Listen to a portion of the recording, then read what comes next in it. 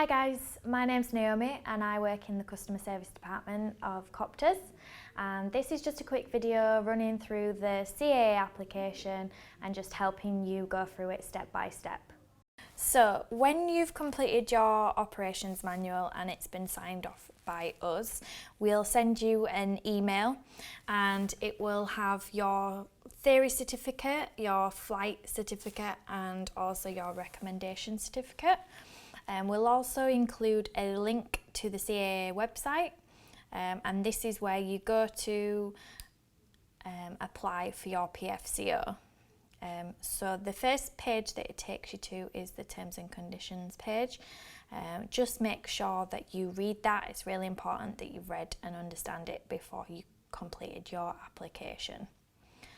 So once you've read that, click accept and it will begin your application.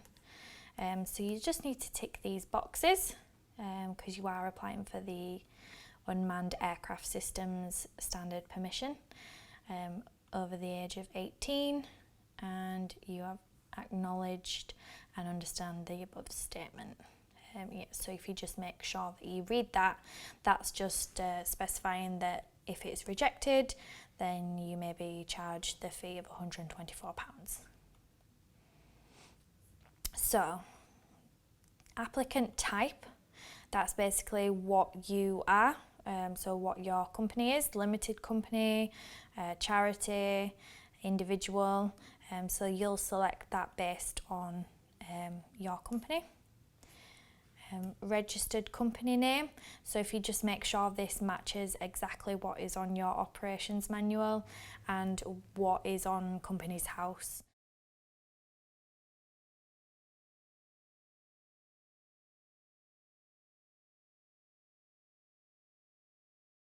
So a trading name if you have one, and then you'll need to put in your registered address.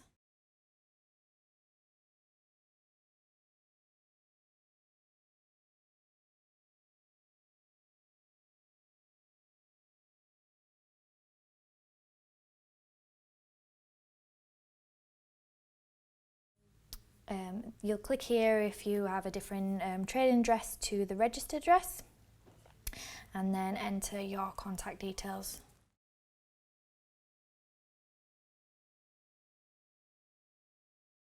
So you only have to fill in the boxes that have the red asterisks, so if you don't have a separate mobile number or fax, that's absolutely fine. Then you'll need to put in your email address. This will be the email address that the CAA will send all the correspondence to.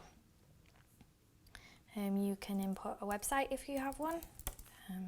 This is not necessary, but it can just be something useful to have.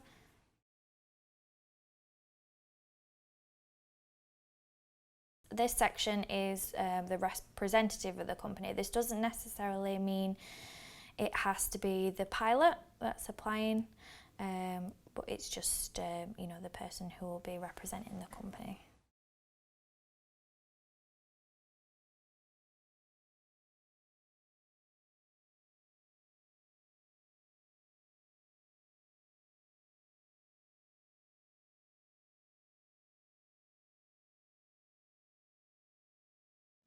So your primary contact can be different to authorised representative. So this is just whoever the CAA will be contacting. So it's entirely up to you if you want to keep it the same or have someone different. And correspondence address, that's just where the CAA will be contacting you to. So if you just want it to be the same as you registered, just keep that the same. If not, you can change it here.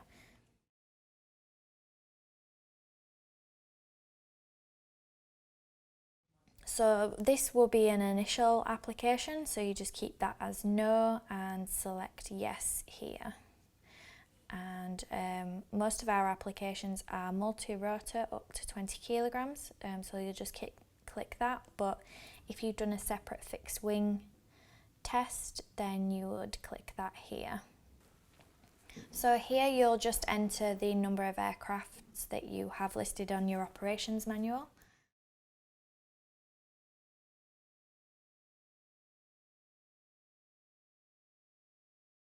And usually you would just click yes here. This is just to state that currently all the remote pilots that you'll be using are listed in your operations manual. But if you have someone that is taking the test at a later date, then but you want to apply now, then you would click no.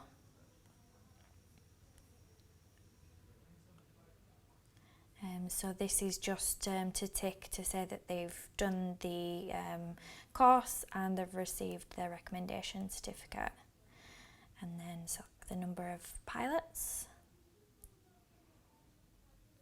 And then if you just make sure that you read all this information and you understand it before moving on. So here you'll complete the pilot name, and this has to be exactly how it is in your operations manual. So you'll just select the relevant answer for this question. And then here you'll just input the amount of flying experience they've had. So this is just the total flight time that the pilot has had. So you'll put 20 hours. Qualification arising from is NQE full category course, and that'll always be the same answer. And then the name of the NQE, you'll just put in our name there. It'll be our full trading name, which is Martech Drones Limited, trading as Coptrz. And then for here, you'll need to upload your recommendation certificate that you will have received from us.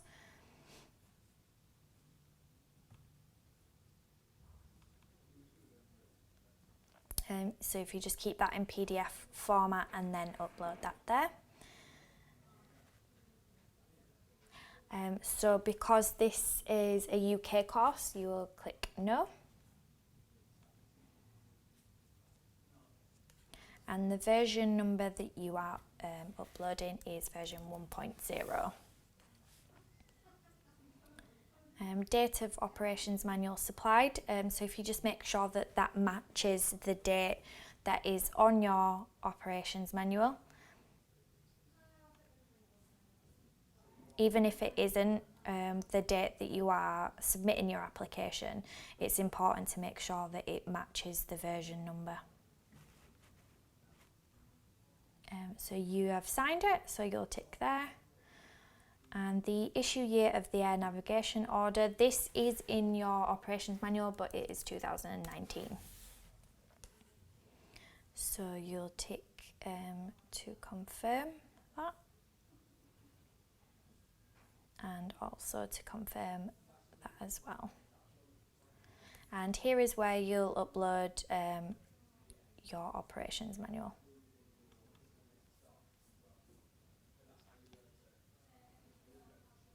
So if you have a second document, you can click yes, but if not, click no and move on to the next page.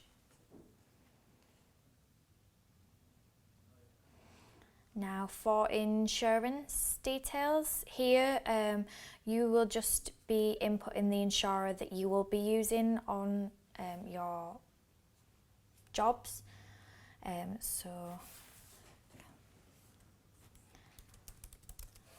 So if you just put in the insurer name and then the type of insurance that you have, whether it just covers your specific drone or any, and that you are the named person that is being insured. Your insurance will have to cover EC 785/2004, so you'll click yes and then click to say that you understand these statements.